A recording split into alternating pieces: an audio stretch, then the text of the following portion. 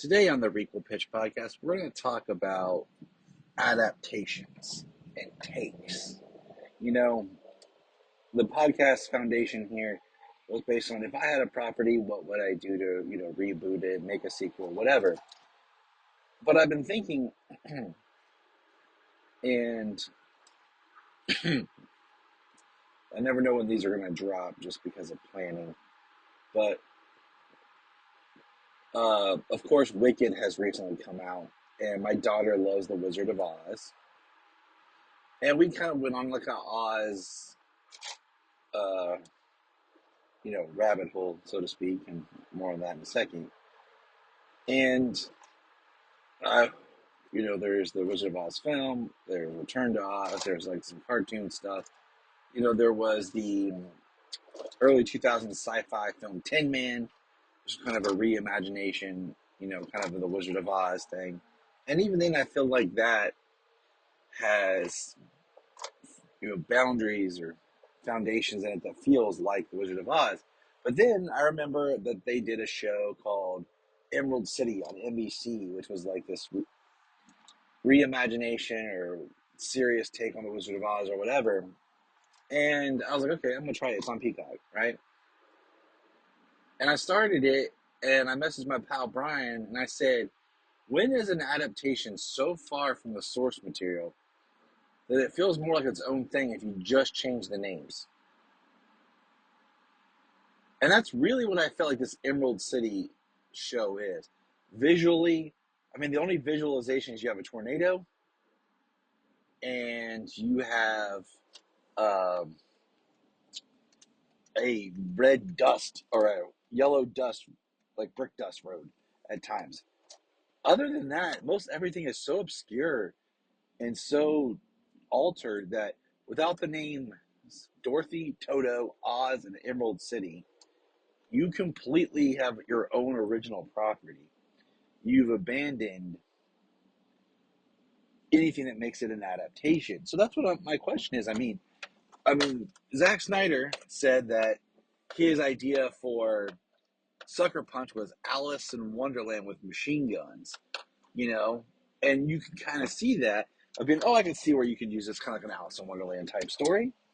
Okay. And that's fine because it's far enough removed from, he's not putting Alice in Wonderland on it as the source material. Now, as of this recording, like I said, I don't know when this will drop. We have the newest Disney live-action remake, which is Snow White. Now, what's interesting first, let's look at, Snow White. Much of the fairy tales come from the Brothers Grimm, who were the first to kind of collect a lot of these stories and write them down and publish them. Whereas a lot of these stories were oral traditions and came out of the Middle Ages and were passed down. And there's a lot of similarity in different cultures of different fairy tales, right? And a lot of them are gruesome. Back to the Wizard of Oz. When we recently saw a stage production of Wizard of Oz, and in the stage production, it tells a little bit more about the origin of the Tin Man and the enchanted axe and, cutting his limbs off and stuff.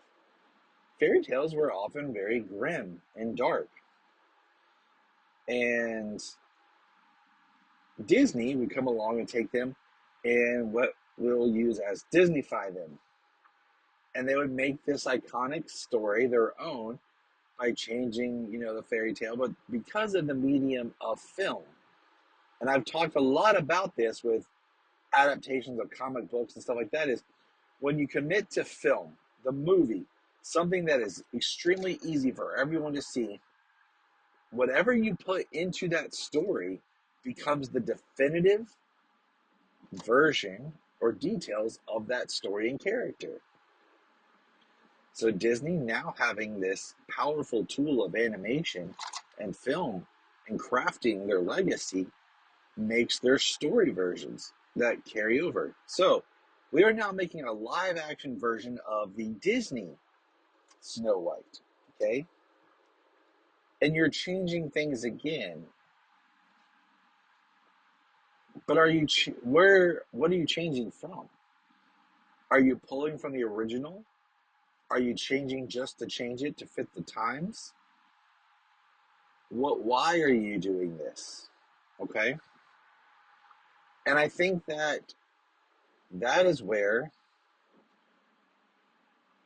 these Disney remake live actions, some of them are failing because they're not putting the quality. They're just remaking the same thing, just now with quote unquote live action. And I say that because a lot of times it's CG animation that's made to look real. Um, so when does a story adaptation become so detached that's no longer the story? That's my big question. I mean, in the idea of pitching and rebooting and remaking, um, what gets lost? Can I still look at the story like, oh, it is this story? If I make a general summarization of a story of a character, and whatever I say is the general, and it's still applicable to every version, I think there's validity to that. If there's something that I say in there that contradicts, I think we're losing um, something. I mean, we had Snow White and the Huntsman and Mirror Mirror. Both were retellings of Snow White, but they weren't saying that this is Disney's Snow White. That often goes back to my argument about Frankenstein and then Universal's Frankenstein. They made their own version iconic in its own right compared to the source material. So what do you do? I guess that's the pitch for today is what do you do? Do you go back to the original story?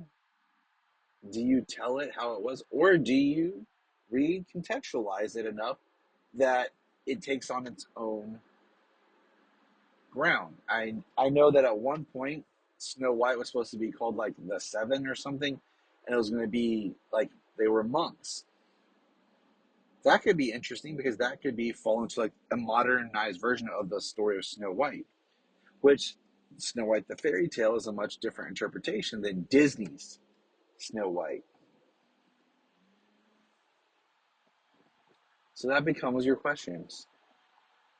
How much of the heart and the truth of the story is still there before it is no longer the thing that which you started with? And I go back to Emerald City. It lasted one season.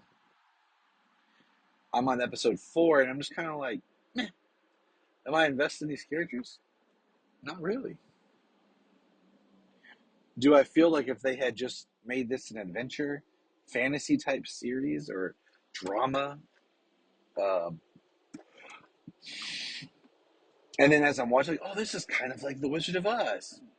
It would have been much different than being like so blatant, like this is The Wizard of Oz, just done differently. You have to understand, even with The Wizard of Oz, is you once again have MGM, Wizard of Oz musical, which is the foundation of what everyone thinks and interprets The Wizard of Oz. Nobody's going back and reading those books. There are people that don't even know that they started out as books or book series or how the books change and advance and the other layers that come with the story. They just know the film. It's both the detriment and the celebration of film. So if you're telling a story, what do you do? How do you reboot something? How do you remake it? How do you adapt it? What are you adapting? All really good questions. And I think, today's is more about the thought of adapting.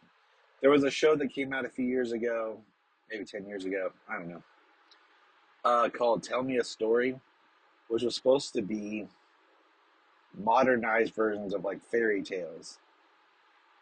And I think sometimes when we do that, the fairy tale story is lost so much that we're not getting the true story of what we're trying to tell. I think, Snow White is interesting. If you did Snow White's story, but you approached it more from, say, um, Snow White in the Disney's version, for example, is very much a damsel in distress. She's um, against the queen, the wicked stepmother, whatever you want, and the prince comes to rescue her. And if you put it more from the prince's perspective as your protagonist, um, it helps with Snow White being this um, damsel in distress. But we don't really want to see damsel in distress stories anymore, do we? We want to see our heroine save herself. She doesn't need to be rescued, right? So then, that's when you get into like Snow White and the Huntsman, where we are taking an origin and changing it. I mean, I think Snow White eating the apple at the end, maybe she does it as a way of self-sacrifice to save the dwarves. Um, yeah, Snow White, the idea of her pushing back against the queen. That, um, when Alice in Wonderland, Tim Burton's Alice in Wonderland came, we revisited that because the children did an Alice in Wonderland play called Alice at Wonderland. And I tried to explain to them that there's been different versions of Alice in Wonderland through time. There was like a horror version or adult version called Alice in Wonderland. Um, and like I said, I mentioned Sucker Punch. But, Tim Burton's was Alice Comes Back, and it's very much a sequel. It really is kind of like this remake, reboot, sequel thing because it follows so many of the plots of the book. Yet they keep referring to when Alice was there before in Underland that she called Wonderland. And it gives a different kind of eye into the world. Now, so many times when that story has been told in film or whatever, they've mixed it with other elements of like Through the Looking Glass and things like that so that it was, different. Um, I just think that there always, I think, needs to be that pure version of whatever the source material is. And sometimes going back to the source material and making something that is pure is what we should do. That's going to end my rambles. Today's pitches were a lot more in the realm of just thought provoking and talking about moving and adapting and readapting and changing until eventually you lose the story in which you started to tell in the first place. But let me know, comment in the bottom, send me an email, whatever. Take care. Enjoy the stories.